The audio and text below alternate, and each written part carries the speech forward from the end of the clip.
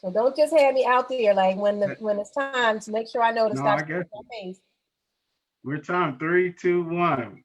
We are live on Facebook now. Sorry about that. I was having a little bit of technical difficulties there, but managed to get it going.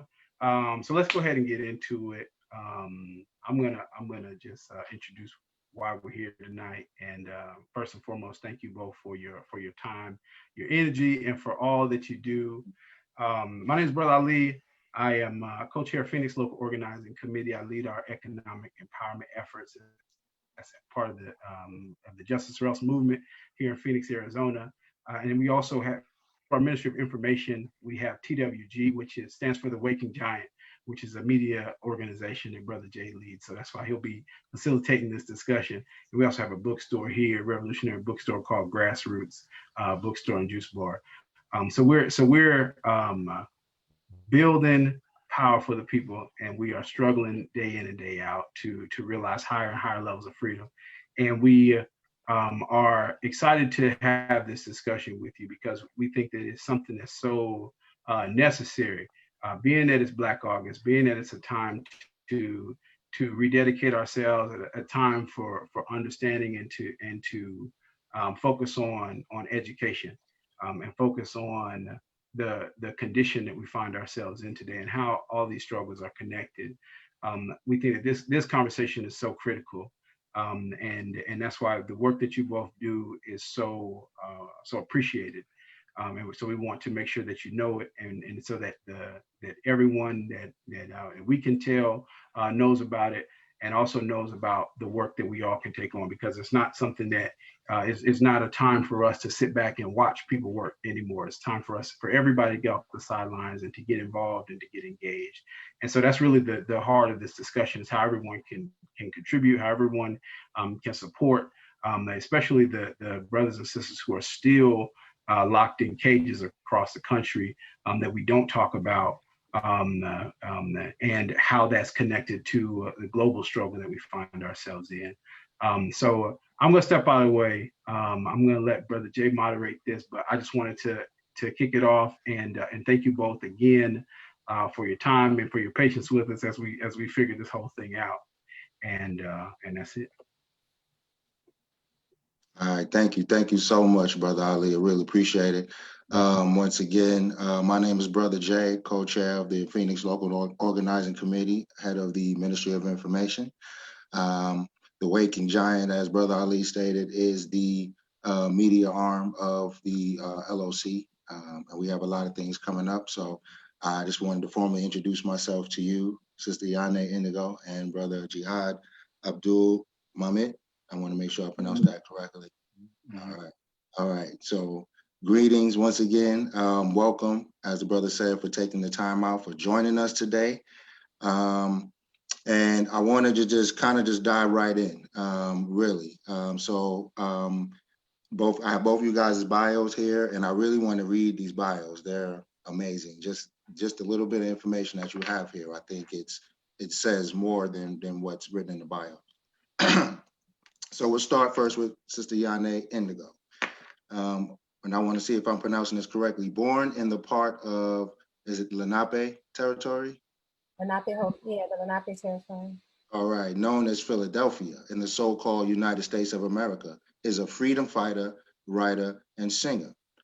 As an organizer, she struggles toward abolition of liberation from capitalism, colonialism, imperialism for all people. She is a coordinating committee member and the outreach coordinator of the Black Alliance for Peace, and a core organizer with the Black Lives Matter Philly, representing the chapter with the Black Lives Matter National Network. She is a founding member of the U Cooperative and helped launch the Black Philly Radical Collective. Wow. Yane owns Deep Blue Women Company. Did I pronounce that correct? Because you got the internet. All right. Deep Blue Women Company, a boutique consulting company in which queer and straight, abled and disabled, Black and Indigenous frontline organizers from rural and urban backgrounds engage individuals, organizations, officials, and businesses through facilitation, workshops, inclusion development, system, and process review. and restorative practices using the wisdom of our academic, professional, and lived experiences. Wow. Yane's driving force is love. She loves you. This is why she fights for you. She will fight until we win. And I wanted to read that. I think that's a beautiful, beautiful bio. Just to kind of kick off an introduction to you. So along with that, introduce yourself to the audience for Waking Giant, for the LOC, let everybody know who you are. Just add a little more to what I just read. Add a little more. Okay. So yeah, I organize. I think I'm here in Lenape-Hoking and in this Philadelphia section of Lenape-Hoking. There's a lot of really amazing organizers that I am blessed to be able to work with, and you know, that have like a really good analysis and a really solid commitment to liberation and our freedom. And that's something that I find really exciting. I'm also really excited about the organizers that I'm connected with around the country, not only through Black Lives Matter, but it's also through the Black Alliance for Peace, which really pulls together some of the, you know, I mean, I just have such a great respect and regard for the organizers that, and for the history that is embodied in the Black Alliance for Peace. And so I really appreciate opportunities to connect with and work with amazing organizers like yourselves, you know, and I connected with Brother Jihad, both through the work that we do in the Black Philly Radical Collective and as a member of Black Lives Matter in Philadelphia, when we were, you know, fighting against an injustice, an added, like the salt to an injustice, you know, because in Philadelphia, they dropped, they imprisoned 9 people who were innocent because of their revolutionary stance and their commitment to standing up for the rights of those that are alive, not just humans, but just, you know, life on the planet, at a time when people weren't even understanding and thinking about those kinds of things. And then when their family, the Move 9 is who I'm talking about, and then when their family was fighting against that unrelentingly, and therefore continuing to be targeted, at that time, first Black mayor of the city of Philadelphia, Mayor Good, was presiding over the city at the time that the city dropped a bomb on members of the family, murdering 11 people, including 5 children, including John Africa, the founder, including children of the people who were imprisoned, you know, during that time and who were being fought for. And then our city has named a street after this mayor and added his name to the street sign. And so we were protesting against that, and just, you know, it's at least, you know, coming together as a community to say that we are not at all going to stand for this, and we absolutely stand with our family who was harmed in these egregious ways and these unforgivable and ways that you cannot apologize away, and that this thing, even though it is symbolic, it is also opportunity for us to show our solidarity and show our anger and show that we'll never forget what was done to those individuals who are a part of our family, who certainly, like anyone, deserved to be treated with the humanity, respect, and regard that anybody actually would deserve to be. And so that was how I initially encountered Brother Jihad, but also, you know, Brother Jihad was, you know, connected with me. I was connected with Brother Jihad through the Black Alliance for Peace. Brother Jihad gave a great talk to our community there at the beginning of this month, launching us into Black August on the 1st, and we are beginning to work together more on really just working to elevate this issue. And so I'm just really excited about the organizing community that I am able to be a part of and to be exposed to and to learn with and to learn from, and really excited to have this conversation with you here. All right, excellent. Thank you. Thank you very much for that. A name comes to mind that I'm sure after we introduce Brother Jihad, and I read his bio, we'll discuss this particular name of this person that I'm thinking about that is still incarcerated to this day. All right, Brother Jihad, thank you very much for coming.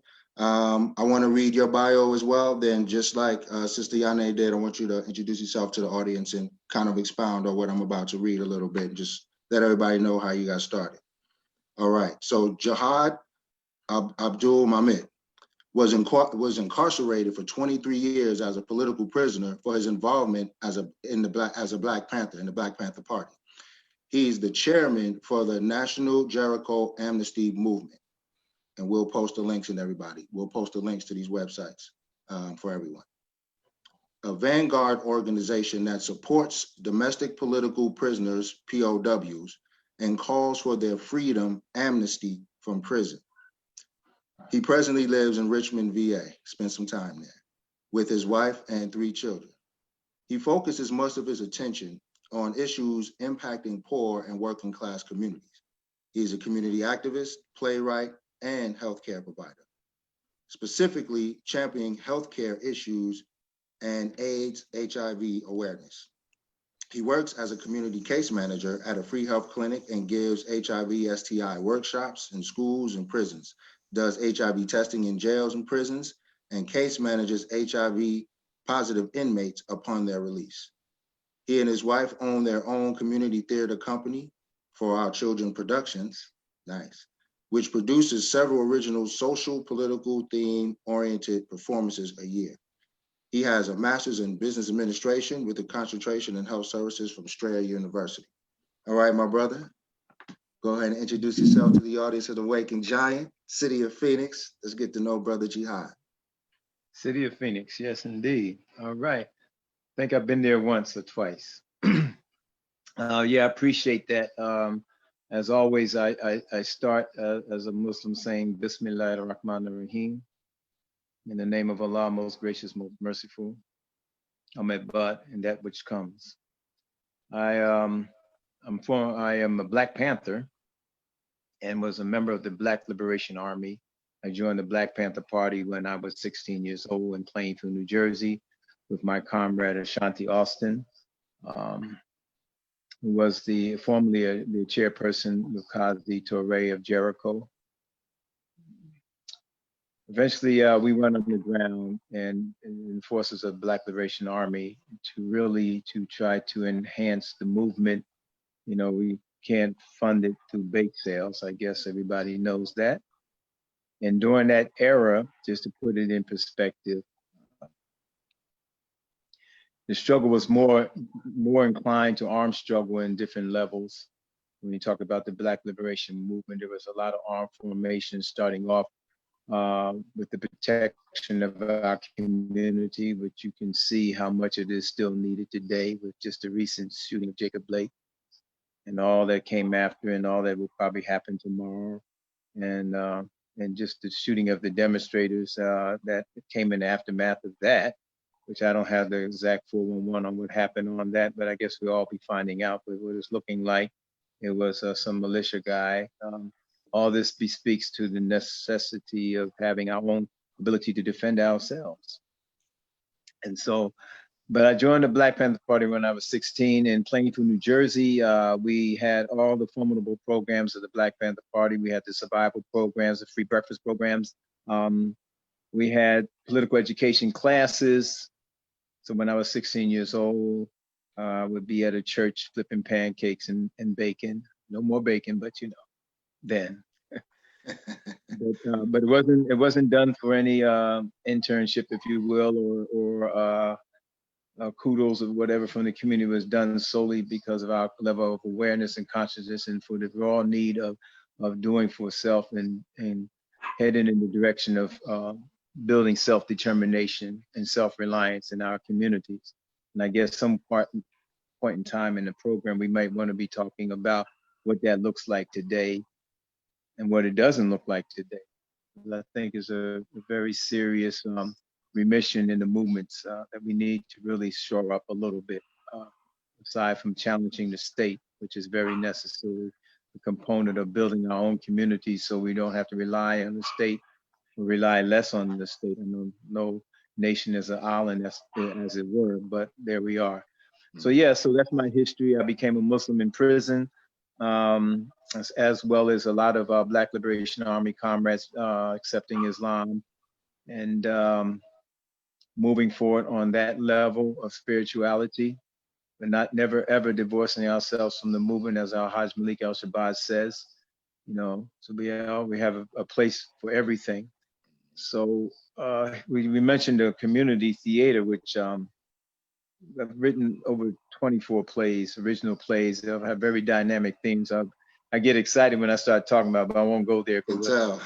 I can tell. It'll take a minute, but hopefully through this edutainment that we can educate our communities and build up that whole cultural aspect, from our music to our song and our dance and our art, and a lot of things that I know Yane is doing already. Just how can we develop as an institution in our communities, just like at schools or educate, we try to have our liberation schools and things of that nature, but our arts and edutainment, as an institution, meaning it becomes such an integral part of the fabric of our communities, and we can direct the messages, as what was said. So anyway, that I like to give a lot of my time to that. But last point I want to make before we get into the issues here is the chairperson of Jericho. Jericho was started in 1998 by Herman Ferguson and Safi Bukhari, both who passed away and returned to our ancestors. And and by Jalil Abdul Mutakim, who's still incarcerated. He just won a phenomenal de novo hearing to have a new parole hearing next month. And this will be his 13th or 14th time going in front of the board. I guess we'll be talking somewhat about the challenges of freedom fighters in prison now, today, and what they go through 40, 50 years into their captivity. It's just interesting how that whole struggle has played out, and the predicament that it has placed us in, because of the strength or lack of thereof in our own movement. But now, as of 2009 or so, I became the chairperson of the Jericho movement. I came home in 2000, got off a parole in 2006, kind of worked my way back into interacting with the comrades, because for that first 6 years, I couldn't talk or see anybody that was that's a known Panther or BLA member, anybody of that sort. And they watched me like a hawk, particularly after 9/11. You can only imagine. And but I make a long story short, we don't have to go into the dynamics that I became the chairperson of Jericho movement and have been such. And Jericho is an organization that focuses on the freedom of our freedom fighters, however that may take place. Campaigning for their release, educating communities across the United States of who they are, upholding who they are, and continuing their legacy. And when we say support, we also mean their medical support, their money for commissary, family visits, visiting themselves, organizing letter writing campaigns, making sure they're not isolated. If they get sick or ill, we have doctors on the lam that can serve as third-party intervention for their medical needs. So there's a lot involved with that when Jericho says it supports the political prisoner. So I'll leave it right there, and so we can segue into the issues. Absolutely. I appreciate that, man. Welcome once again. Those are, I'm a big history guy, and what I'm seeing is the 60s being played out all over again. And I was born in the early 70s. So I think when the bombing happened, and I'm an East Coaster myself, I'm from New York originally. So I was maybe 5 or 6 when that bombing happened. If I'm correct, it was the late 70s in Philly, right? Yep, in 85. Okay. The arresting of the Move 9, that may be what you were thinking about. Oh, okay. August 8th and 1978. Yeah, that's what I was thinking, 78. Okay. So that was Mumia Abu-Jamal, or was that 85? The Move 9 was an arrest of the Move members. So that wasn't Mumia, but Mumia was just very connected to Move. And when Mumia was arrested, actually, Mumia wanted John Africa to be his representative or his representation, legal representation, but the courts would not allow it. So there was a close relationship between Mumia and MOVE, but the MOVE 9 actually were in a process of being evicted from their headquarters, and that is what happened in 1978. And in that interaction where they fire hosed the building and shot rounds into the building until they finally released the people. They finally the members finally came out, and they were arrested and beaten. And a police officer was killed during that time with a single bullet that came probably from friendly fire. That is the argument that those who were there made. And that is what happened on August 8th of 1978. Okay, all right. Thank you for clearing that up. Okay, so that brother's still sitting in. Would he be considered a political prisoner at this juncture? Because he's been in there for a majority of my life, 30 plus years. So You talking about Mumia? yes, ma'am. Yeah, he's certainly would be considered a political prisoner. He's been in prison for like over 39, close to 40 years at this point, for a crime that he's innocent of, also railroaded because of the fact that he stood up and spoke for justice and spoke against injustice and reported on that with great intelligence, but also with great accessibility, where people could hear him and hear the truth and what he was say, and it could really permeate the spirit of people, because he was able to make the truth really and is consistently into this moment able to make the truth really very plain. And that is one of the reasons why he would be considered so dangerous and would be so targeted, and why people would want to keep him oppressed and away from the people in this captivity for all of this time. Mumia Abu-Jamal, yeah. Right, yeah, because that's how I heard about him. Was I was just flipping through a radio station in Los Angeles one day and came across NPR and heard this voice over the radio, and this guy saying these really slick and intelligent things, and I was like, man, who's this guy? Mumia Abu-Jamal.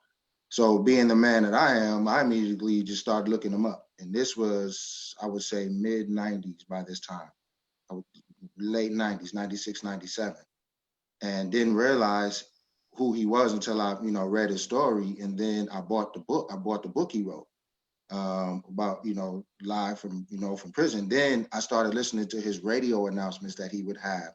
He had access to the radio program where he would give maybe 5 to 8 minute commentary once a week or every day. I can't remember, but that's how I heard about him, and then that's when I started following his story.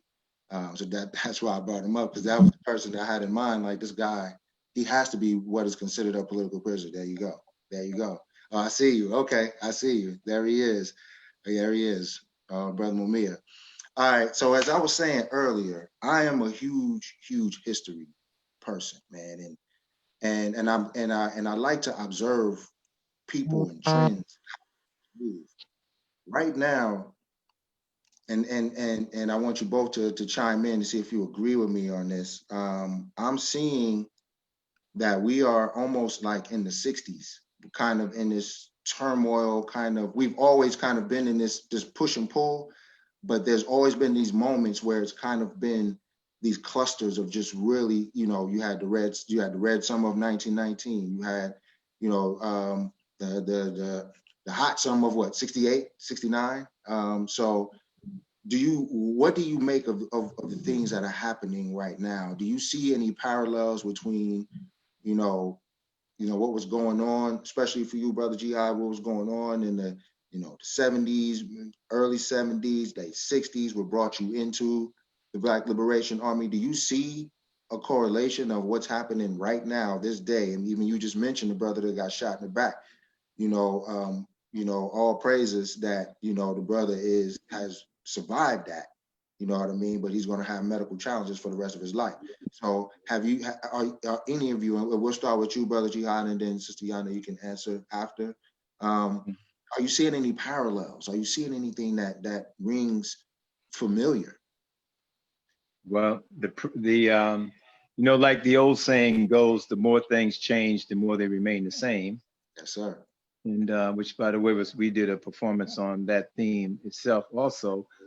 And so one thing that has not really changed is the core essence of oppression in this country, the colonization of people of color, and the racism, and you know, all the components of the capitalist system exploiting, oppressing, and repressing people. And we're still experiencing that. What kind of masks that oftentimes is the fact that this is a technologically advanced country and wealth-wise, in spite of the poverty that exists in so many cities, almost every city actually in countryside in this country. But even with that, because it is a wealthy one, you know, wealthy nation, and there's enough gadgets and gadgets to keep us assuage our pain a little bit, and to keep us chasing the carrot in the hope of more. And it does that through so many means. I mean, so by comparison, you know, you can say that it's not as bad as somewhere else. That's what I was told today in a conversation. Interesting enough that about 90 minutes explaining perspective there. But what hasn't changed is the nature of oppression. The nature of the beast hasn't changed at all. What has changed a lot is the nature of the movement itself. I mean, people, you know, oppression breeds resistance, and what you see now, which I top salute, you know, the many courageous people that are in the streets challenging, you know, police violence and racism, and calling the state out on it. I know there's many facets to the movement, you know, what the objectives are. I know that's a question for, maybe we can delve into it in this conversation, but the fact that people are very sensitive and quick to respond and hit the streets and call out the state on their racist BS and challenge in that regard. And this movement has taken all over the world, the Black Lives Matter movement as a movement. And that call, just like all power to the people, that slogan, Black Lives Matter. I mean, you see it, and true, it's just the co-option of the capitalist system is in full effect. You can get a Black Lives Matter T-shirt at Targets or wherever, Macy's, just like they sell Malcolm X baseball caps. But it's, aside from that, they're gonna do what they're gonna do. The question is what we're gonna do. What we gonna do? How we respond? Yeah, because I'm understanding that. And this sensitivity, you know, we have to really applaud it and really try, as Bobby Seale would say, seize the time, you know, while people are very sensitive in wanting to do what is right. But it's not, and I'll segue into Yane in a minute, but what I see that is different, and mind you now, anything we say on this program, for the most part, as far as I'm concerned, it's not a criticism as such, it's an observation. Because I think that I got a little thing about criticizing something when you ain't got shit going on yourself. Right. So, right. So I got, if we really get it going on as revolutionaries in the movement, then I don't have too much critics to say about somebody that's on a reformist page. I don't, because you know, people are risking their lives. You know, you're protesting. Okay, a couple of points here. Let me get it. So you're protesting police violence, which is real. People are dying. Brother just got shot 7 times. I mean, you know, we have so many examples. It's so systemic and so historically embedded in our society. But check this out. So you're protesting the violence of the police. You're protesting the violence of racism itself, and vigilantes, and violence in the economic system, violence, you know, in healthcare, violence, you know, and so many things, the destruction of the planet and what have you. So it cannot be too much of a surprise when you go out there to challenge these things on the street that you're confronted with a wall of police that represent the system that you are calling out these egregious acts of violence that has been happening historically. So when it gets violent at that moment, then I hope you realize that's what you're challenging. Mm-hmm. And I'm not saying that to be facetious, but you have to rethink how we hitting this joint. I mean, and I'm not advocating, you know, but we really have to think about it. So you go out there and there's a wall of police and they start pepper spraying and beating and stuff like that, or some militias show up on the horizon and gun down some people in the street. You may be shocked, but you damn sure can't be surprised, like Gil Scott Heron said. You can't be too surprised. This is the manifestation of what we're protesting. Right. So, you know, really like, hey, this is what's going on here. All right. And and the last point I want to make is what's really different is that in the movements that I had the blessing and fortune to be a part of by virtue of my age and coming through that era, is that many of these movements were ideologically driven. There was a very visionary goals when we talk about the Republic of New Africa and establishing our own government and raising our own flag. You know, this may be considered very idealistic today, but it was very real then. And we had, I mean, different pathways to get there. The Black Panther Party was a Marxist-Leninist organization, and I guess our Bible then was the quotations from Chairman Mao Zedong. You have to know these and live by them. It was understanding the conditions and the nature of colonialism and capitalism and having an ideology that can compel you to move forward. Amongst the Muslims, it was Islam. Amongst the revolutionaries, it was Marxism, and the convergence of these forces, you know, to bring about a new society. Oftentimes, what is happening today is a righteous, and I emphasize righteous indignation in response to the conditions that people are experiencing. People are tired, they're fed up, they want to change it. I got it, you know, but it's not necessarily ideologically driven. They just want to make this system do what it said it's going to do. At least verbally says that, you know, freedom and justice for all. What does the United States Constitution, even though we know the nature of it wasn't intended for us, but we kind of squeezed and bent it to make it so over the centuries. Well, now that it is so, and everybody recognized it through all the amendments, now let's make this work, y'all. So then for the protests, a lot of time, and I understand that, you know, trying to get this to work. Try to get this to work, but in my mind, not to sound cynical or anything like that, is almost you're asking, demanding, and protesting for the slave master to treat us better, and that's nothing wrong with that. I mean, because until we have an infrastructure and mechanism to do better or otherwise ourselves, then what else really are you going to do?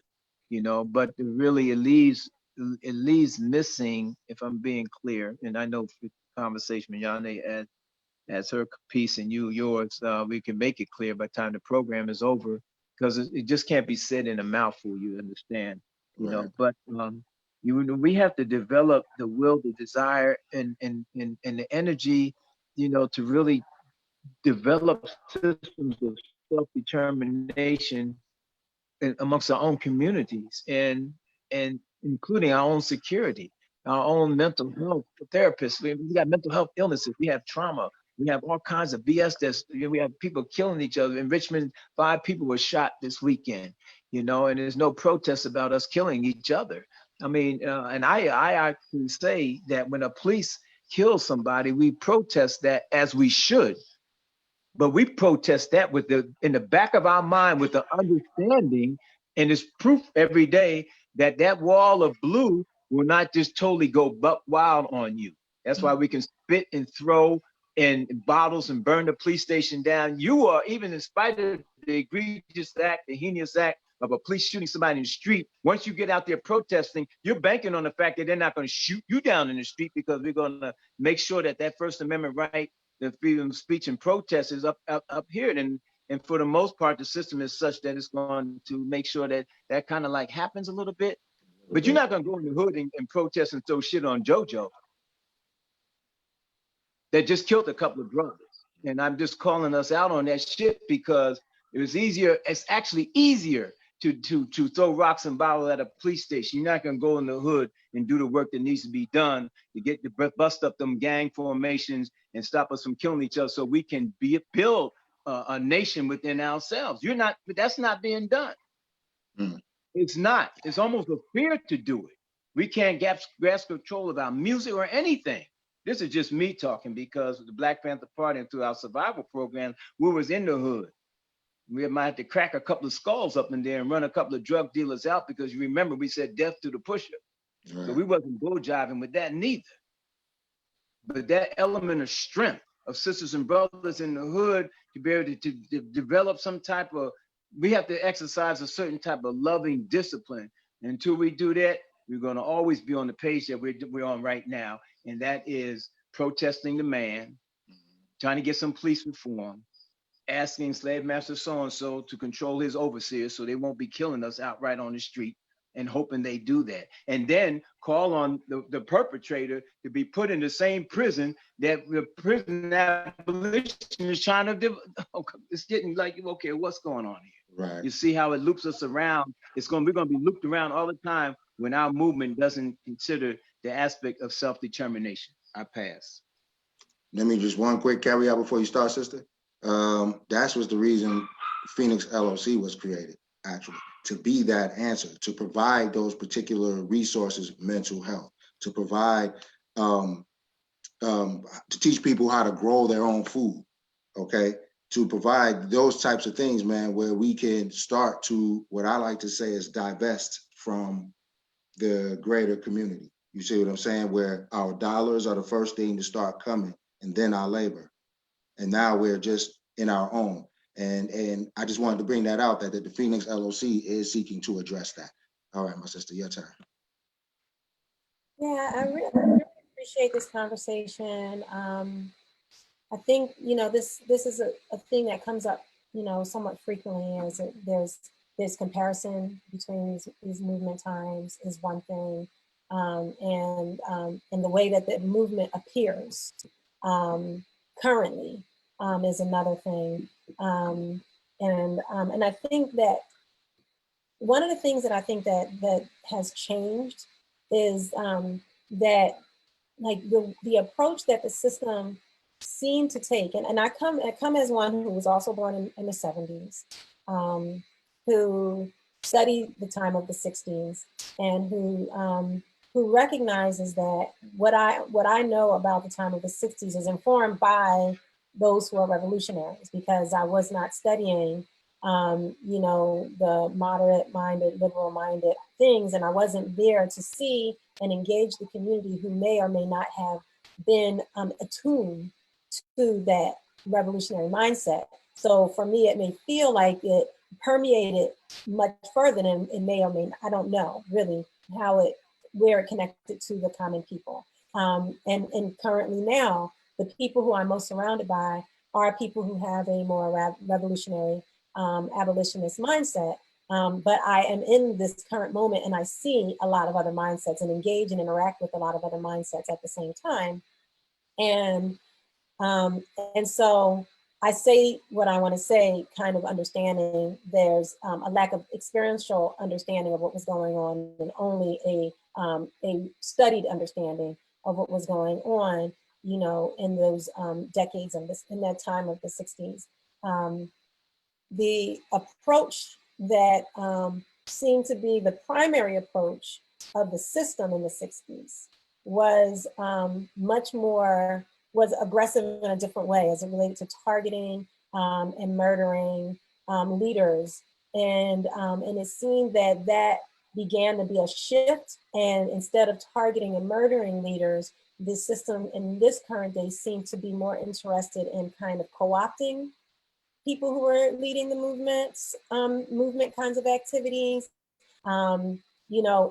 giving them access to resources, giving them access to opportunities.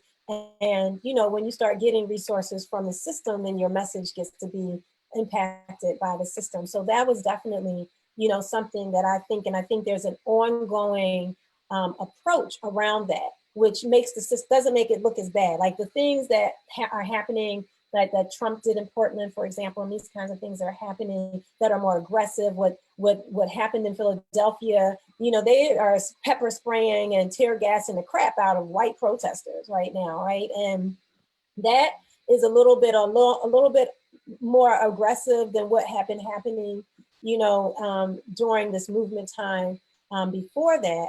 But the main approach that I've observed has been to be more to be less heavy-handed and to be more manipulative as it relates to the way that it seeks to impact the movement, so that people can be entering with a in a radicalized moment, but then be led into a reformist kind of activity.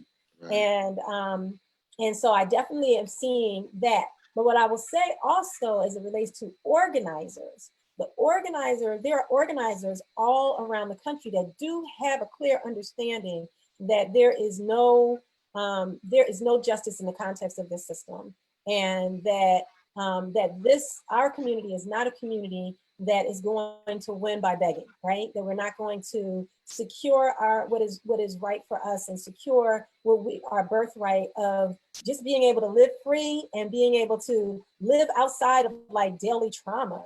By asking the people who, if they were interested in creating an environment that was full of justice, they have had generations to do that, right? So there's an understanding around that, and the clarity about the importance of self-determination. And I can say, like, I know that my city, in Philadelphia, is a unique and special city in the way that organizing happens. And so I am influenced from that perspective. But what we are doing in my city, for example, this call to defund the police.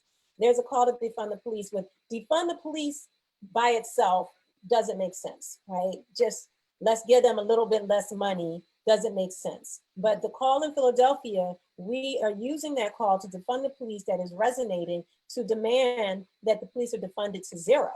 Defunded to zero over the course of time of 5 years, so that over that 5 years, those resources are transferred to our community. But whether they transfer those resources to our community, and particularly individuals who are going into the community to address violence that happens internally in the community, who are going in there to teach things like what you talked about as far as food production and self-determinant ideas, right? And so, how do we as a community take charge of our community? How do we transform the realities that create this violence? And how do we essentially defund the violence by replacing the gaps that are in our community, our own selves, and not begging others, so we can hold the system accountable to do things and get whatever things we may be able to get, but not building things with the determination or dependence on that actually those resources coming from the system, but really teaching ourselves how we will be doing that together. And so we're collectively coming together with all the various organizers that we know who are doing different aspects of this work, so that we can establish some models for taking communities which are not safe, which have a lot of internally driven violence. I won't say driven, but internally manifested violence that's driven by the system. Right. And transform those communities into communities that are safe and secure and productive and healthy, and understanding, we are like, one big difference, I think, one thing that I think is really recognized by especially the millennial community now, and I say this as a Gen Xer, that I think is really important, is the significance of mental and emotional health, and that those things have to be recognized, prioritized in the process. Because if we don't recognize the importance of like how unhealthiness manifests into unhealthy behaviors, and we just try to just squish them down, then we're not going to be able to accomplish things. We recognize that that we are dealing with constant trauma, and that there are natural responses to trauma, and that those natural responses to trauma are showing up in our community. And we need to actually be willing to do the work of actually healing our community, while we also help our community resource-wise, while we also help our community have access to food, health, and things like that, while we also work to develop areas of protection. And that all of those things are part of what helps to cure the violence that we are experiencing in our communities. And that's Philadelphia, and that's just one location, but there's a lot of collaboration among organizers who have a variety of perspective and understanding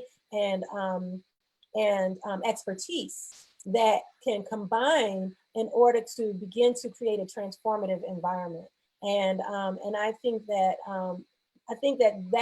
those kinds of activities are much more personal activities that don't get spotlight, right? So, you know, when we have we have had a lot of murders in the city of Philadelphia, and a lot of harm and a lot of violence in the city of Philadelphia. And, you know, and I'm work with organizers, we're running all over the city, you know, wanting to connect with our family, see how we can help our family, see how we can uphold them and hold them. And it's hard, right? It's hard, and especially in this day of COVID, because, for example, there was a 7-year-old young man who was murdered recently. He was shot in the head while playing on his porch, you know, as after a shootout happened on his street where over 100 children live. Okay, and we are on the community talking to neighbors who saw this young boy on the ground with his brains on the ground. Like, this is what they observed. And I'm there talking to these neighbors, and I gotta stay 6 feet away. You know, like, you wanna hold your family and hug them and let them know that they are not alone, and let them feel your presence. And you can't, because of this COVID, right? We can't even come together the way that we really need to at a time when we are really suffering and being bombarded. You know, but I do think that there is a clear understanding amongst quite a number of organizers in this current organizing moment who do understand, even though there's like a narrative that is much more heavily promoted, that that is a more reformist narrative.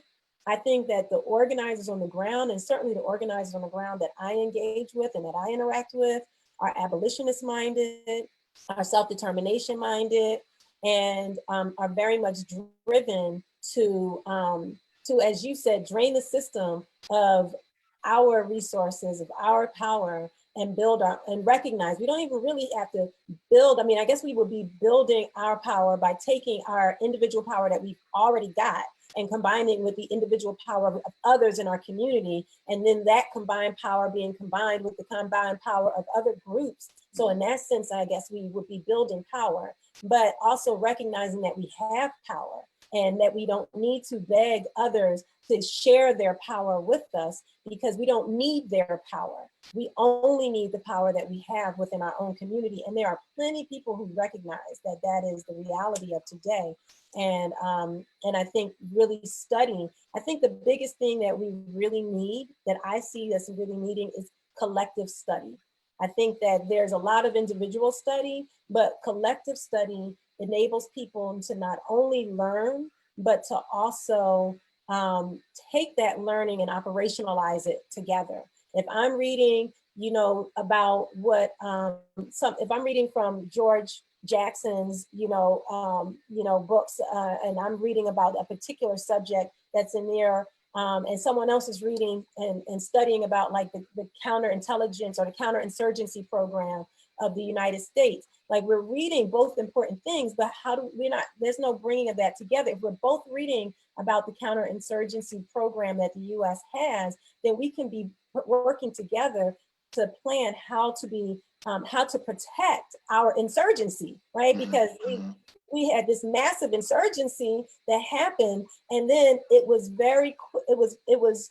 able to be taken over and co-opted and sanitized during by this larger kind of system, but through people's conversations around, whether or not, focusing on looters, and not the focus on looters, who I call redistributors,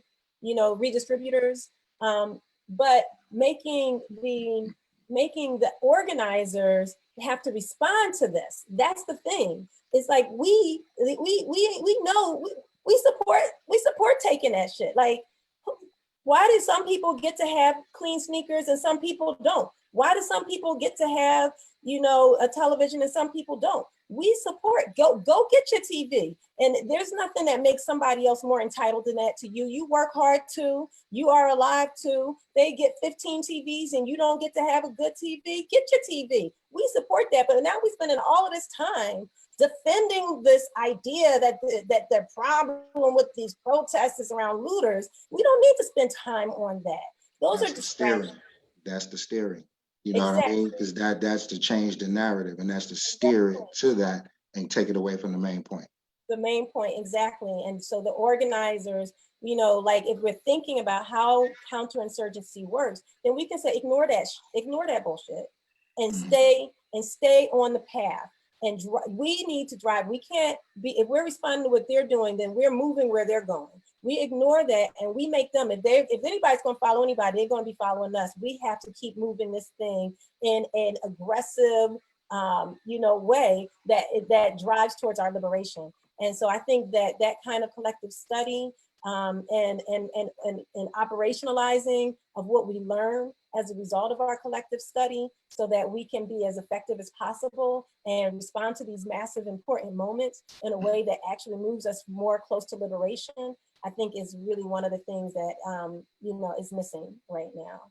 I agree. And I think that it's so, think about it, a lot of the ideas that we're talking about, these are not like really new, if you think about it, right?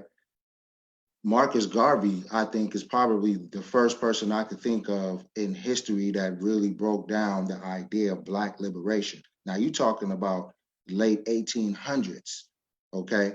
This Black man came up with, you know, figured out that that's what was necessary, okay? And look what happened to him. So I think one thing we can do as part of that collective group study, Sister Yane, is to take a comparative look of the entire, we now have the luxury of the entire 20th century to really look at and see the ebbs and flows, because we've been at these moments before. We've been here before. That's why Trump is not really a big deal to a lot of us, because we've seen him before. He's not an aberration. He's just a hiccup from the system. He's another Nixon. He's another Woodrow Wilson. He's another Andrew Jackson. He's another, you know, we've seen this guy before, so miss me with that. But when we take it back historically, we see these cycles of revolution and then of lull, and then these different types of revolution, especially when we come into the earlier part of the 20th century, when we got the intellectual explosion of the Harlem Renaissance. But then you had what was the artistic explosion, but then you had the intellectual explosion. Then you had, speaking of Islam, then you had the spiritual explosion in the 30s when Islam, you know, when the Muslim movement really came about. So we had all of these times throughout the decades over this past century where we had these moments of extreme exaltation and determination and intention, only to have it either regress, it be co-opted, it be violently oppressed in some way, shape, form, or fashion. So now we're here, 2020, almost a century to the year, or the day rather, of the Tulsa, Oklahoma race massacre. It wasn't a riot, it was a massacre. So we're looping right back at that time, because what? It was a lot of lynchings, it was a lot of violence going on. Black people were moving up north and moving out to different areas of the country and competing for jobs and resources, and that became an issue. So all of these race massacres and riots were happening all over the country.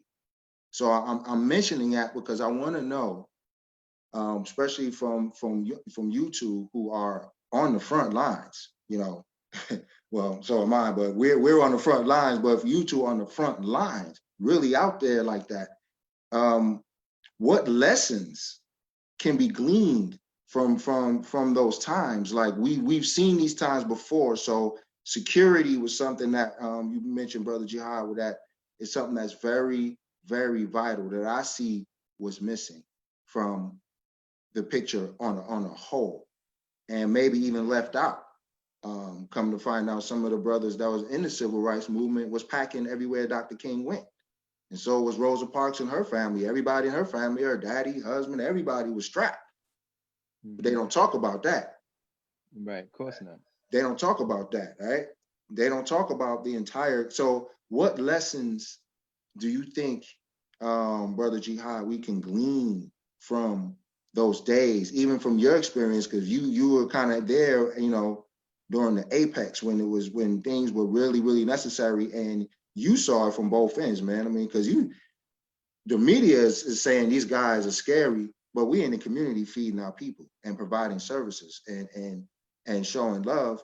And just because we have the unmitigated gall to say we would defend ourselves, it's not like we was being aggressors. To say we would defend ourselves, now we have an issue. Well, we right back at that time again, because just the idea of us defending ourselves still leaves so many people appalled. So what lessons can we glean from those times? Right. I'm going to pick up right where Yane mentioned some things that that were some lessons that should have been learned. For example, spirituality and respect. And you know, in any movement, it's going to always be contradictions and in some of them quite antagonistic amongst the groups and peoples. But it was such that that was a main issue back in the 60s and the 70s, and how the counterintelligence program was able to fuel those differences, you know. And so I think that we have to be seasoned and mature enough to, even amongst those of us that for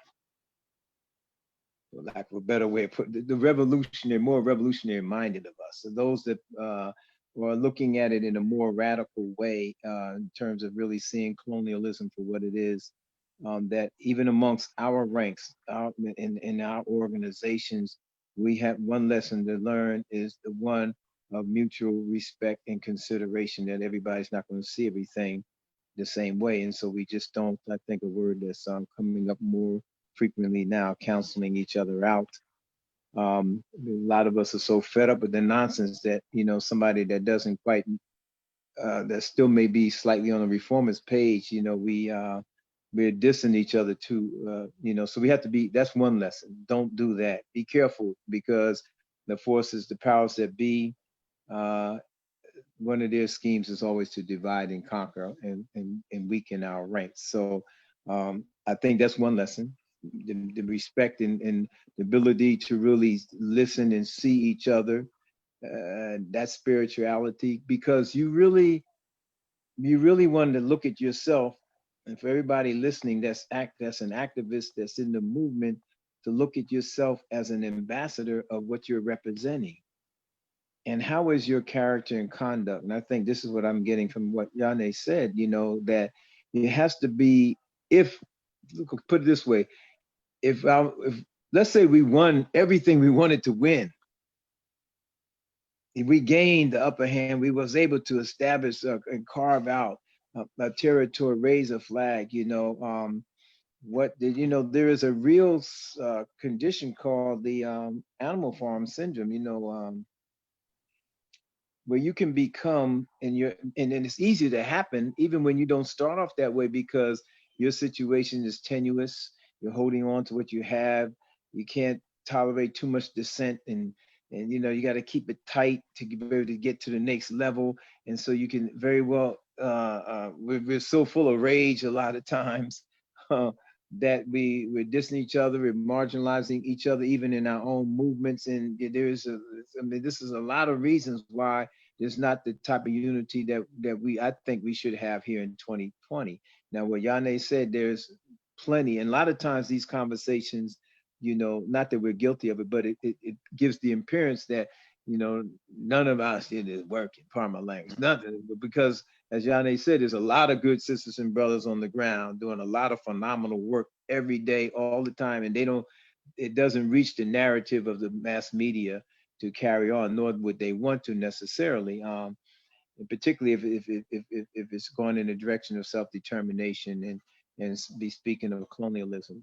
But So that's a lesson: mutual respect, and consideration of one another, and having a type of spirituality that's going to allow us to endure. Because this may seem very raw, but as a combatant that was incarcerated myself, I can't say fortunate enough, I'm not going to even use that word, but I didn't have a life sentence. Those comrades that's still in for 40 and 50 years, they recognize the fact that they may die in prison. That's real talk. That's straight up talk. You may die there. Now you want to hear we're going to get them out. I understand, but many have already died there. And what happens is that we have made serious sacrifices, and within us we have a component, however that spirituality may manifest itself. With the Muslim, is like, okay, we're returning to our Creator, and how we return in what state is not. It means everything. You know, we maintain our principles. We were incarcerated, we were in captive, and we may die there. And a lot of warriors have died, been hung, shot, assassinated, and died on a page of history that deserves the fullest top salute. And it's your spirituality that carries you to that moment. Now that doesn't mean, and I hope somebody doesn't jump off quick to say, no, we're gonna get them out. Yeah, I understand that. I understand that more than the person saying that do, because that's what we do 24/7 in Jericho, you know. But really talking to my comrades from Mumia to Jalil to Russell Maroon Schultz to Jojo Bauman to Fred Burton, I mean, to all of us, to Chip Fitzgerald, to Ed I mean, all of us. We Poindexter, I meant to say, we recognize our situation and who we are up against. And that's a spiritual component that we have to keep us strong.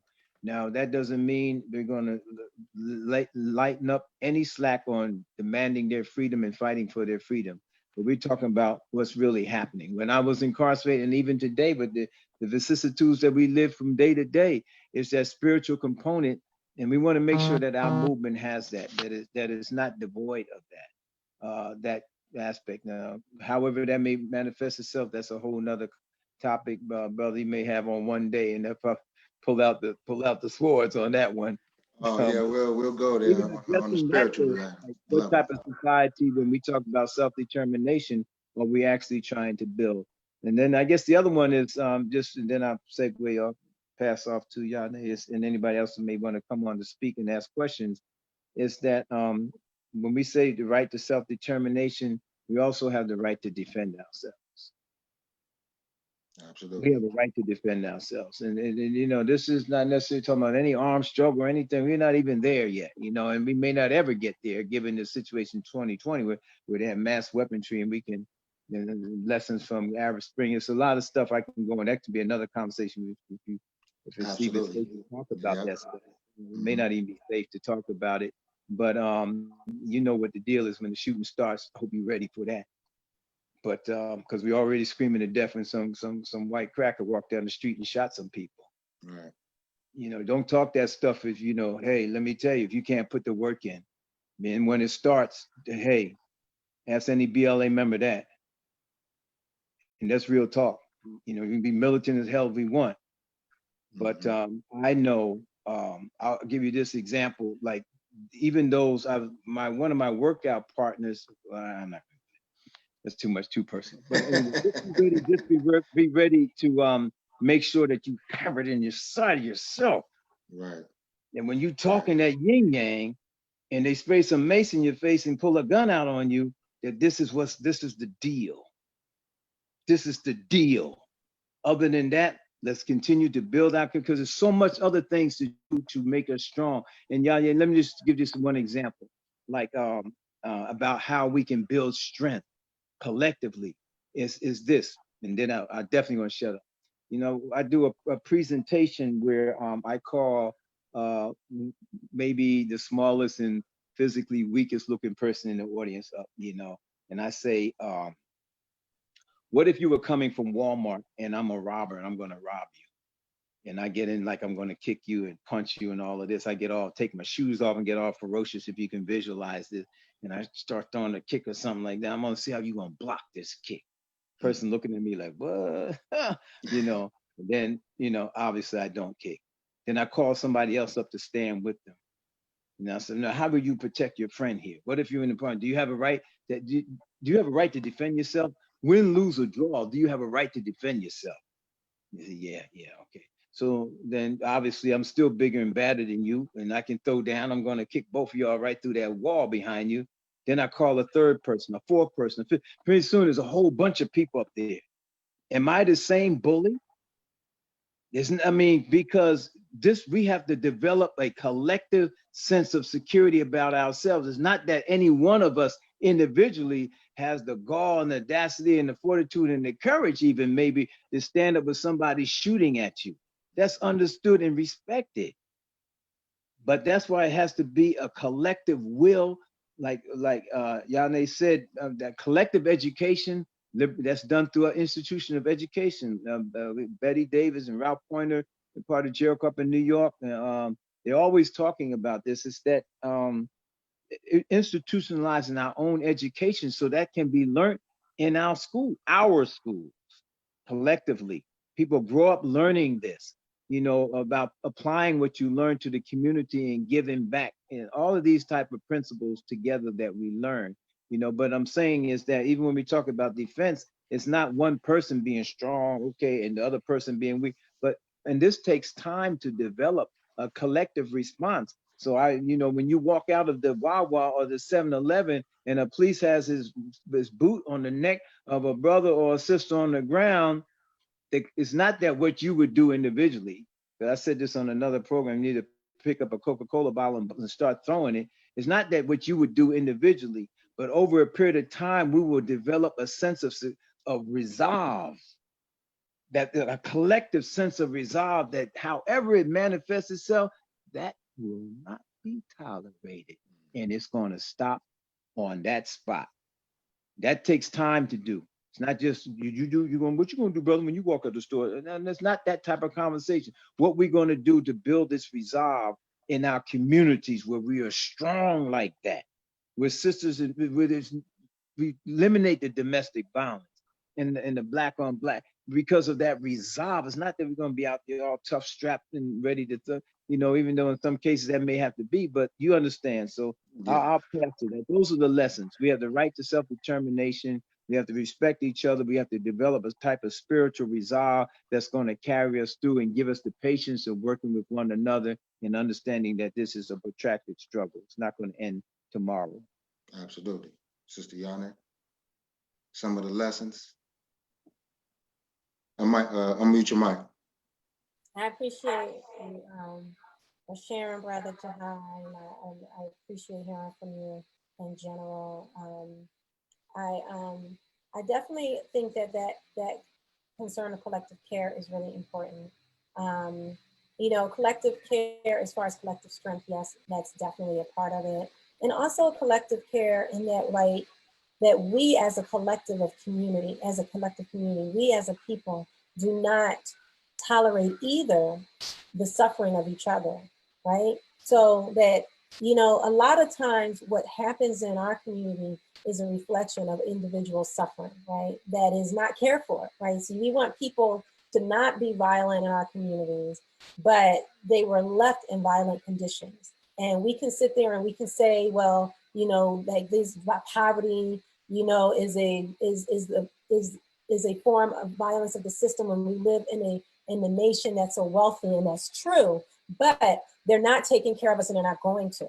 But so what are we doing when we see our own community members who are dealing with the violent conditions of poverty, of hunger? Do we just decide we're not helping them? None of us are going to take responsibility to help them, but then what they do in order to survive, we're going to take issue with that. Because again, just like Brother Jahai just said, you have the right to protect yourself, and that protection can look like a lot of things, including like whatever I got to do to eat, whatever I got to do to make sure that my sister is eating. And so if what they have to do to make sure their sister is eating is violent, that's partially our fault, because we should have not made them have to do that. They should be able to come to their community and say, you know, like they shouldn't even have to say, because we know everybody in our community needs food. So we need to just make sure everybody in our community has food. We need to make sure everybody in our community is cared for. We have to take responsibility for that, because how often is a person going to go down that kind of a path that's going to end in them being engaged in some shootout with some random person that's driving down the street and end up shooting a precious little boy in the head as a result? How many people are going to be in that situation if their community was taking care of them, right? So that collective care, I think, is really, really key. We have to take responsibility, and part of what gets in the way of that, I think, are things like Black misleadership, right? Like these parts of our community that have decided to align themselves with the system because of what they get from the system, and that is part of that is like Black misleadership. Part of that is class, like, like different class alignments, because there are a lot of people in our community that align with the system because of where they get their class, because of their class relationship to that system. And so, and part of that is also survival techniques, right? Because we, again, are not collectively empowered. So if the only place that there is manifested power is in the system, how, again, do we blame individuals in our community who work to get that, to access that power? When we are not offering an alternative access to power because we have not done the work to actually embody our own power. So we have to really look at ourselves and take ownership. Like, we can recognize what the system is doing. We can recognize that the system keeps on bringing, takes resources out of our community. We can recognize that the system takes, leaves lead paint and dirty water and asbestos in our schools. We can recognize that they don't create arts arts programming and sports programming in our schools. We can recognize that they put environmental hazards in our community. We can recognize all of that, but that's been the case since we've been here, right? So if it's going to be different, it's only going to be different because we have made the decision that that alternatives to good life are not acceptable for anyone in our community. And we have to decide that it's not just as long as I get a good life and I do well for my daughter that I've done my part, when other daughters who are not getting what they need and other sons who are not getting what they need.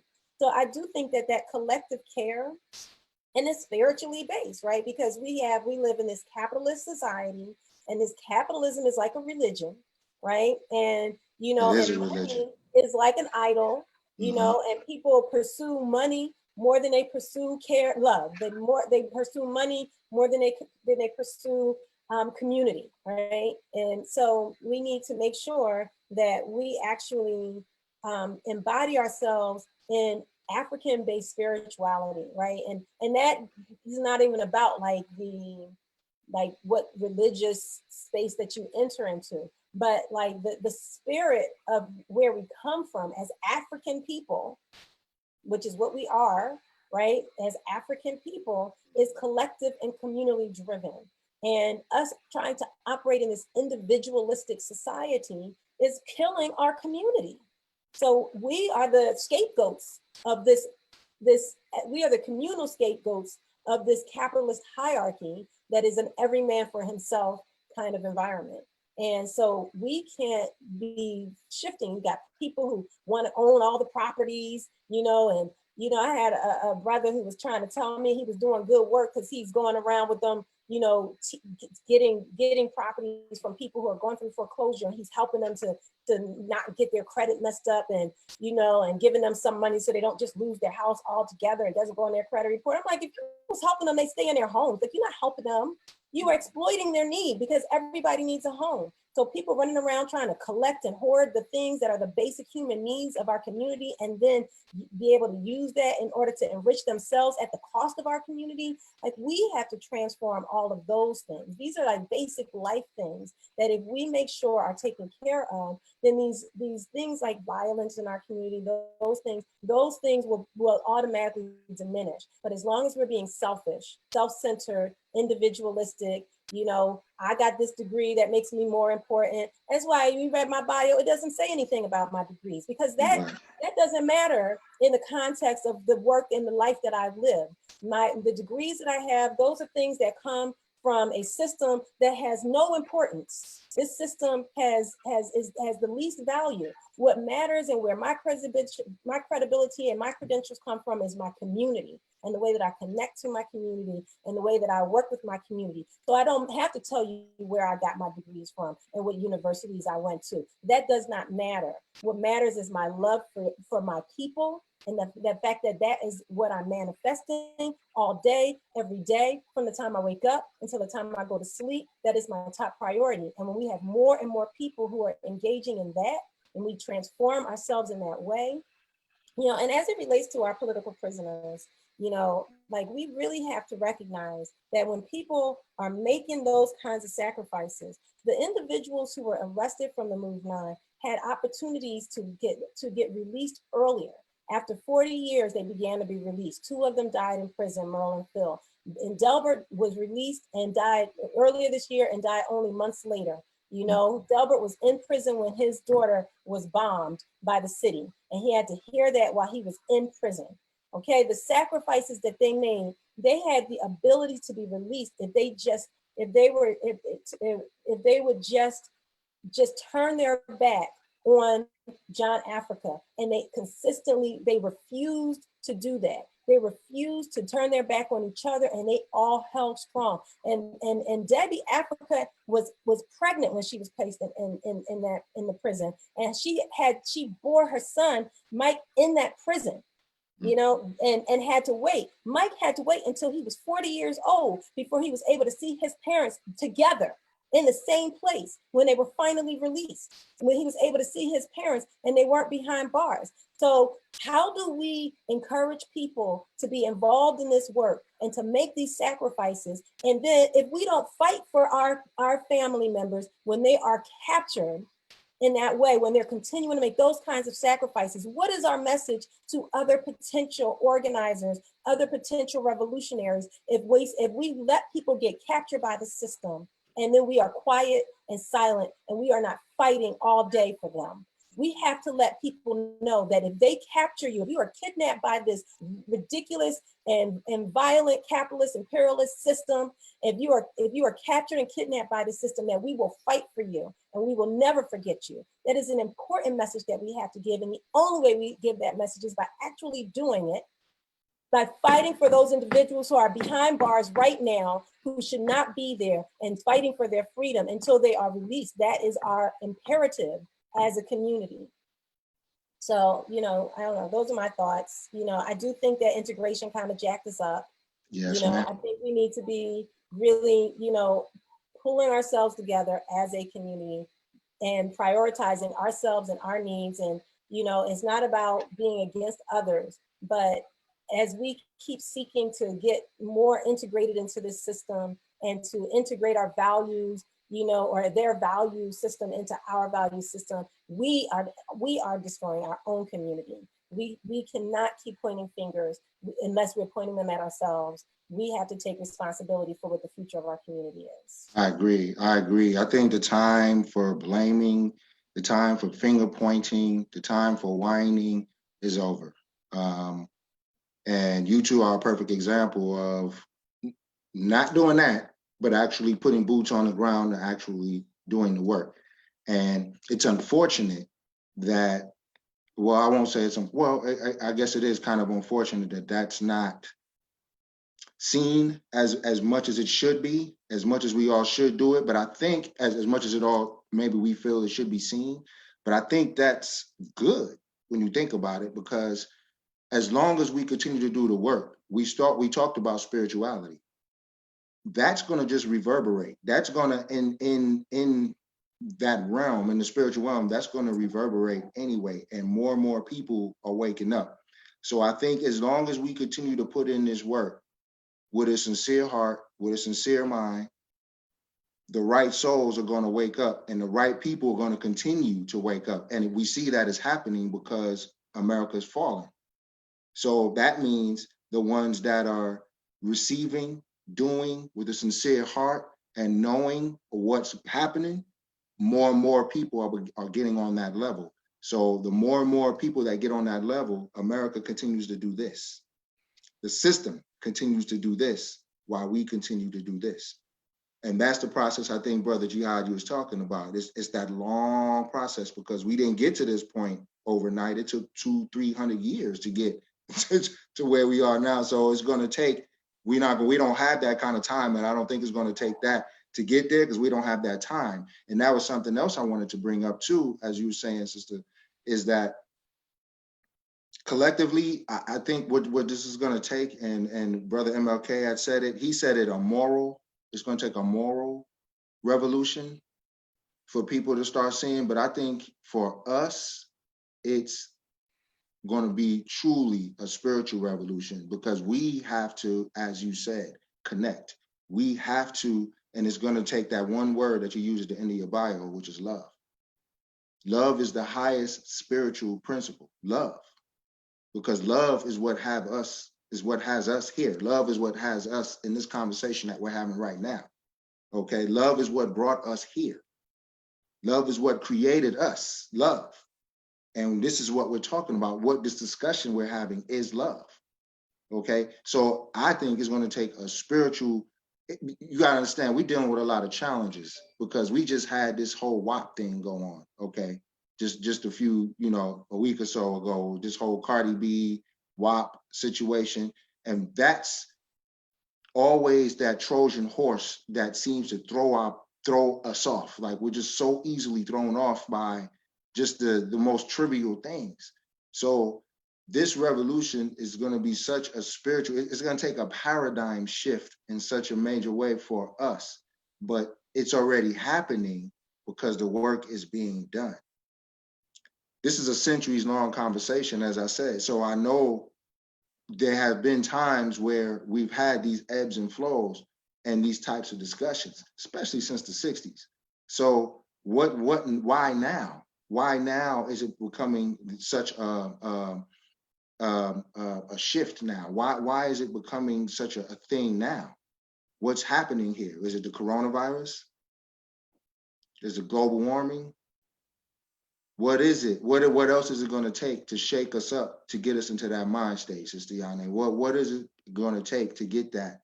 And that's a question that constantly comes in my mind, because I'm like you, brother. I'm a writer, and I write films, I write plays, I write television scripts myself, and I use my art as my weapon. I'm not the rah-rah type of guy to be at a protest. My fight, my protest is with the pen. You see what I'm saying? And the pen is mightier than any sword. And with my tongue. The tongue kills, period. The tongue divides, the tongue kills, the tongue breathes life. Anything that comes off this tongue, is the tongue that got Malcolm X killed, right? It was a tongue that got MLK killed, right? Because he said things. You know what I mean? So it's going to be, we're dealing with the people that are sick. And I know you know what I'm saying. We've been bitten by the vampire. We are in an unnatural state. So we're behaving unnaturally. This is what we're doing. And in order to breed white supremacy or white fragility or white insanity out of us, that's a process in itself, because that's what we're talking about. It's going to take like an exorcism, right? We got to get that stuff out of us collectively. There are those of us that are enlightened. There are those of us, W.E.B. Du Bois said it took him 30 years to unlearn everything that he's learned, right? So that mind state, that those ideas have to be permeated into the mind state of our people. And that's the challenge that I see, that where we are, and that the biggest takeaway for me for the 20th century is that one thing. We don't have the confidence to believe that we are the change that we're looking for. We don't have that confidence. We don't have the confidence as collectively to believe that we can do everything that you said, sister. We don't believe it. As a collective, we don't have that collective belief. And that's where we need to eradicate in order to get to where we need to get to, which is to the mountaintop. Did you have something you want to add, brother? I seen you pop in here. Yeah, I just wanted to ask two really quick favors.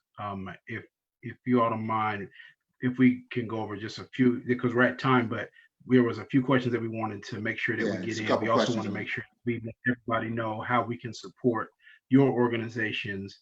And then following that, if we're able to just do a few minutes quick debrief with the leadership of the organization, just to talk about how we can start to work together.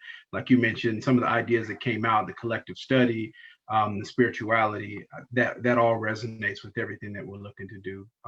But I want to be respectful of both of your time. I can stay a few minutes. I do have more, actually, like 3 more calls tonight. Yeah, of course. Of course. I Yeah, was, we'll get right into it. Yeah, yes, ma'am. We'll get right into it. So is 15 after, okay? okay. Or is that too much? Okay. That works? Okay. Does that work for you, Brother Jihad? Okay, and we'll do our best to stay true to it. Yes. The conversation has been so inspiring, and so motivating and moving. So it's hard to manage a conversation like this, because this is really a spiritual conversation that we're having. And we can never compensate you for the value that you brought to us and our community and our members, but we definitely want to do whatever we can to compensate you for your time tonight. So very quickly, one of the questions that came through was for Brother Jihad. What are some of the things we should learn from the armed movements of the 60s today? Well, I guess the biggest thing is that, number one, regardless of what the situation is, we have a right to defend ourselves. Now, what that looks like becomes a matter of strategy when it's done collectively and proactively. What does that look like? Indeed, my personal opinion, of course, is that a lot of things have changed from the era of the 60s and the 70s, where it's not the same playing field anymore.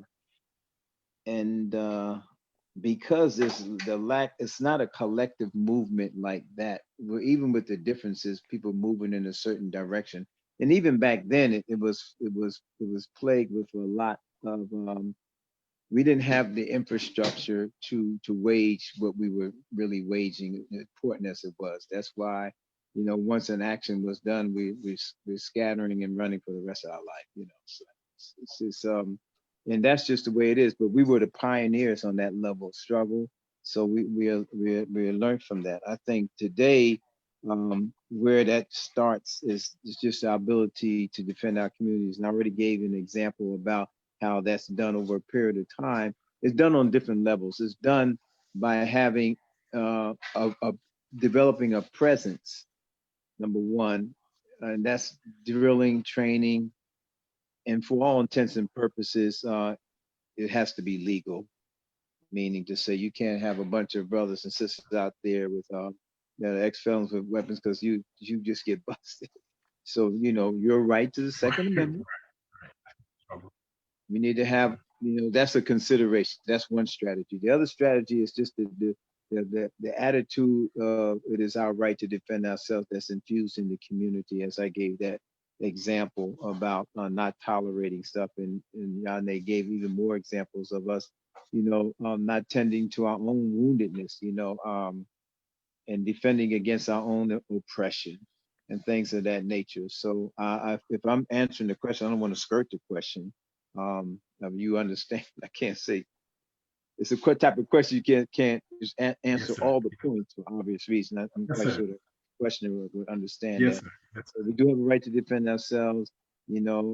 Sisters and brothers, like Malcolm said, Yes. You don't want to be the only one in a hatchet fight without a hatchet. So those of us that can go through training, military training to be able to defend their families and their communities, by all means, they should do that. Straight up. You see this shirt on there, trap Yes, shooting shirt there, Virginia.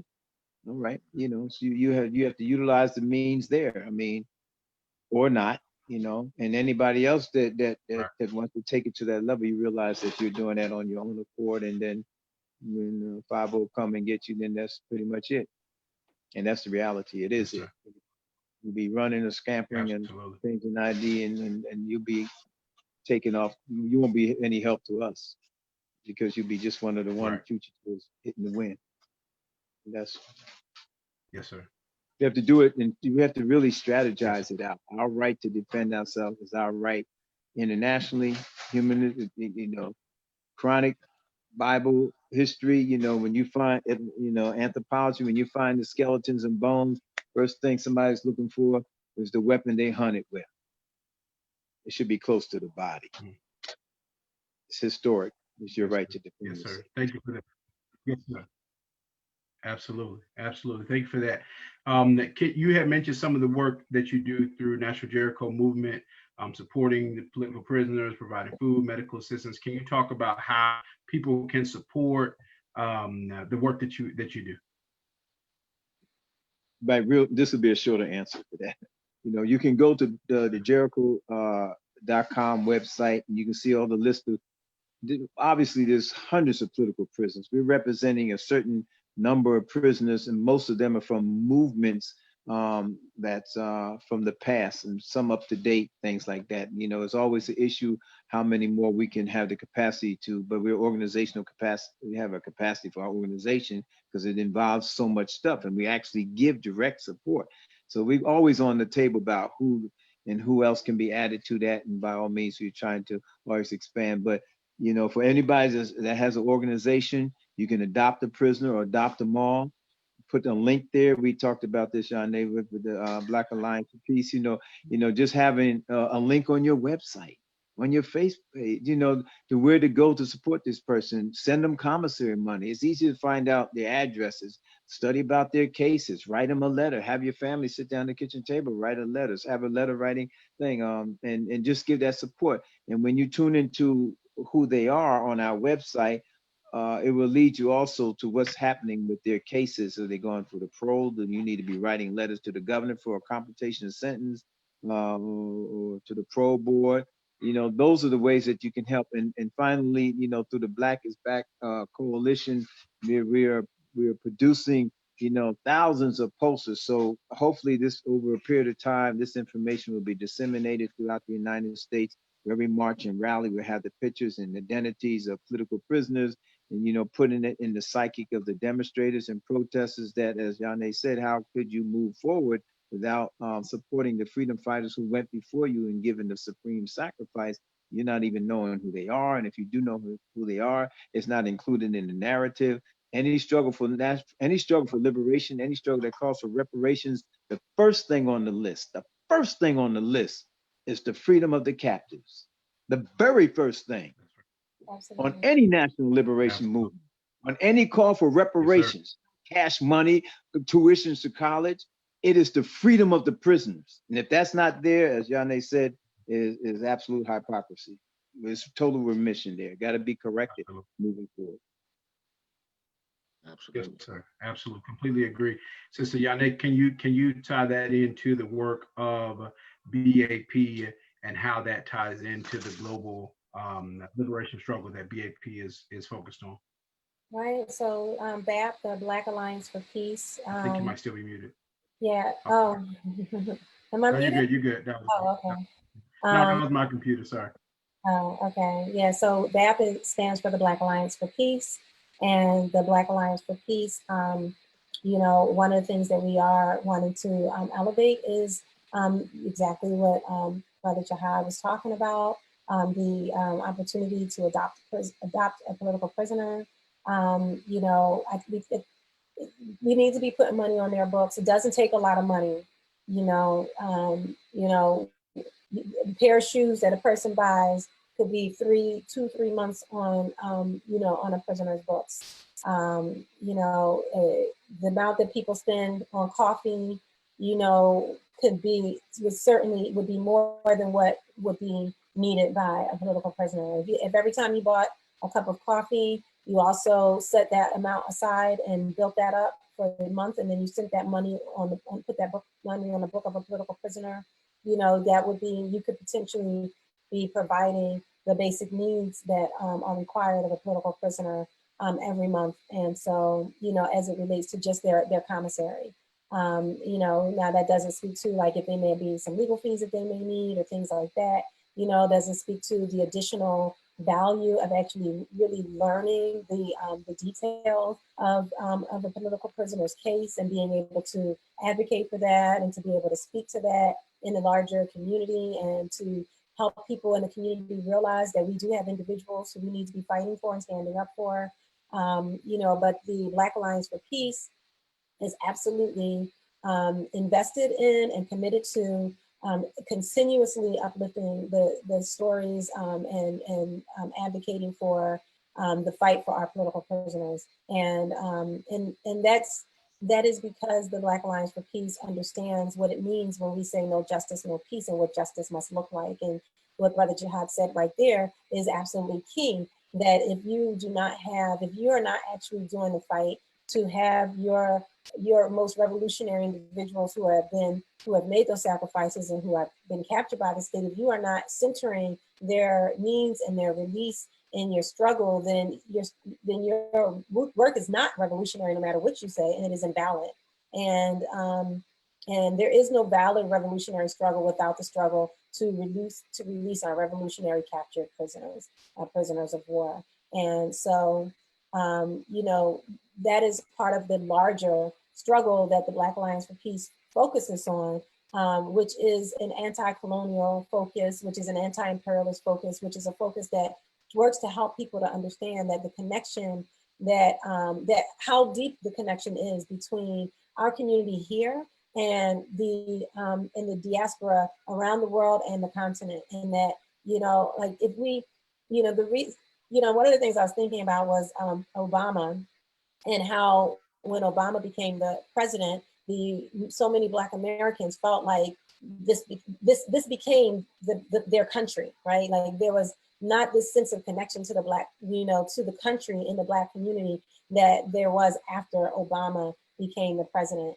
And so when people built this attachment to the U.S., they severed their sense of connection to many people, to the larger Black community. And, you know, and that same Obama destroyed Libya. And, you know, that administration, you know, bombed Libya for 226 days, I think it was. And after Libya was destroyed, the trajectory of Africa changed, and a free and liberal Africa is a free and liberal, it creates free, liberated Africans, right? Like, again, when it comes to collective power, right? So we descend from the wealthiest, most resourced continent, and are the community that has the least wealth in the world, because our wealth is not under our control, and therefore we are not empowered. So it's completely all connected. You know, the AFRICOM program on the United States that was able to be expanded across, I mean, by the United States on the African continent, was able to be established across the continent, you know, after, you know, and as a result of Gaddafi being murdered and Libya being destroyed, you know, and the military presence of Africa being, of the US being established across Africa, and the impact that has on the continuous might building and power building that the United States has in the world, and that not being interrupted in the way that Gaddafi was establishing that interruption, and how that blows back on our community when they have programs, when they're using the same weapons of war, you know, against us here that they were using against colonized people around the world, the exact same weapons, like the specific and exact same weapons as a result of the Department of Defense's 1033 program, which gives those weapons that were used in war and war activities in other parts of the world and other colonized nations, being able to have those weapons be transferred to our local police departments so that they can show up with tanks to evict moms and children out of houses, right? So there is a complete connection when they're using maybe new bullets in the same guns, right? That, you know, against our people here and our people abroad. And when they're throwing our people in cages here and they're throwing our people in cages when they cross the borders. And so, so that is, you know, with the Black Alliance for Peace is working to help organizers around the country to become more connected and to take that internationalist understanding and that internationalist perspective and to use that in order to better to better orient their politics that they're doing locally and to strengthen their local political understanding.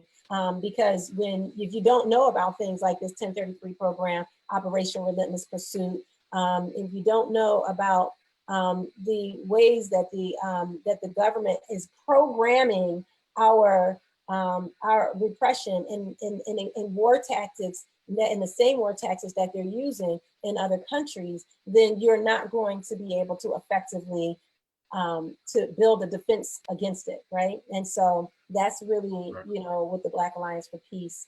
It's centering on the campaign. It's called No Compromise, No Retreat, Defeat the War Against Black and African People in the US and abroad. And it's really working, and the US right now is doing a great job at helping people to really understand that we are at war. If people didn't understand that, you know, a couple of years ago, people may not have gotten that a couple of years ago, but it's really, really clear when you are sitting on your front porch and a tank drives down the street and shoots rubber bullets onto your porch, or when your grandmother is walking to the corner store and she gets knocked down or gets grabbed up by police officers or some kind of uniformed person, you don't even know who they are, you know, because she's walking down the street and is treated like some sort of war combatant, you know, then now people are beginning to understand that we are in a war situation, but a lot of people are still missing it. And that's one of the things that we are working to drive home, you know, because we got to be careful. We've been disarming our community with these gun buybacks, instead of educating our community about how to be effective and careful and community oriented with the tools and resources we have for protection. We're supporting efforts to disarm our community when we are being occupied by police forces that have military grade equipment. That doesn't make any sense, right? And so, yeah, we need to just do the work of recognizing the state of war that we have been being engaged in perpetually and respond as if we are in that kind of a state. And that is one of the things that we, Black Alliance for Peace, is focusing on with the No Compromise, No Retreat campaign. Definitely, and salute for the work that you're doing through BAP and through your organization. I've been a member of BAP for a few months, and I'm just incredibly moved by the work that everyone is taking on, and excited about the potential of it. And that's how this came about. And because I missed the membership meeting where Brother Jihad came in to speak, so I appreciate the makeup session that you've allowed us to have here today. And thank you both again. I lied about the time. We definitely went over the time. the second extension. Just 5 minutes. Yeah, right. Just by 5. So I'm gonna end the live. So thank you everybody for joining. All of the links are in the chat. So please go to the organization, sign up to donate, sign up to become a member, sign up to support in any way that you can. Share it with your circle. The only way this gets better is all of us being involved and engaged. Right? No more sidelines anymore. So thank you again. I'm going to end the live, and then we're just going to have a real quick discussion. We'll let y'all go.